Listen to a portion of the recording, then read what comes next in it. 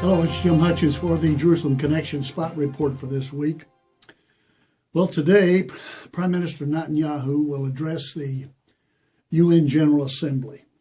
The president has already done that last week, and so is the Iranian president, Hassan Rouhani. They had a conversation after that, telephone conversation, evidently. We don't know what of substance that conversation had. But this is probably,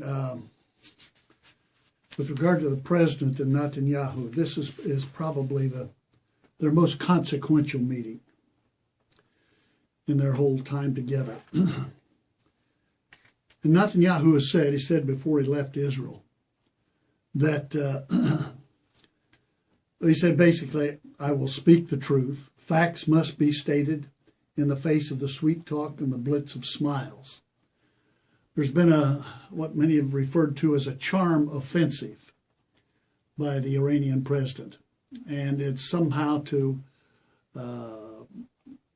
give people to think that there might be some change in their pursuit of nuclear weapons. That's probably not the case. And I think the government recognizes that, Israeli government recognizes that. And since they do recognize it, they're saying that there has to be a credible military threat. And I think we have to recognize, as a result of President Obama's red lines that he put with regard to the chemical weapons being utilized in Syria, and his backtracking on that, Russia bailed him out, enabled him to save face, at least at this point on it. But recognize his response to Syria.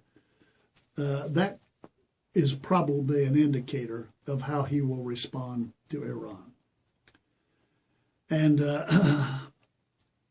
basically Netanyahu has said, do not be fooled by this man. Do not be fooled by this government. Historically, their actions have been designed primarily to buy time. And he thinks that'll be the case now. So don't be deceived. And as I've heard these comments made back and forth, I was reminded of Jesus' words in Matthew chapter 24. Matthew chapter 24, verse 1, Jesus left the temple and was walking away when his disciples came up to him, calling his attention to its buildings, beautiful architecture, magnificent architecture. Do you see all these things? Jesus said, I tell you the truth, not one stone here will be left upon another. Every one will be thrown down. And the disciples said, well, tell us, when will these things be? And what will be the sign of your coming and the end of the age? What will these things be? When will these things be? What will be the sign of your coming and of the end of the age? And Jesus makes a noteworthy, remarkable statement. He doesn't even answer the question, really. But he does give a priority statement for God's people to follow until he comes again. This is basically what he said. Jesus answered, watch out, take care, be attentive that no one deceive you. That no one deceive you. Why did he say that? He said that because the institutions of man worldwide, regardless of the country, are pervasive with deceit. I don't care whether it's politicians, parties, unions, religions. They're all contaminated with deceit. And Jesus has said, watch out that no one deceives you. That's a strong statement. And he goes on to say, he says, such things must happen, but the end is still to come. So we're living in the age of deceit.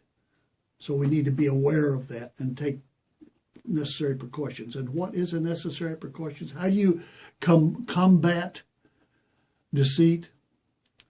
I know of no other means by which we can do that than through God's word. This is truth.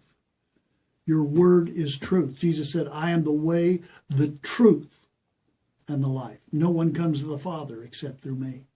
This is truth. And this will keep us from being deceived in the days ahead. It's all about us, wherever we are, but we can recognize it for what it is if we screen everything through God's word.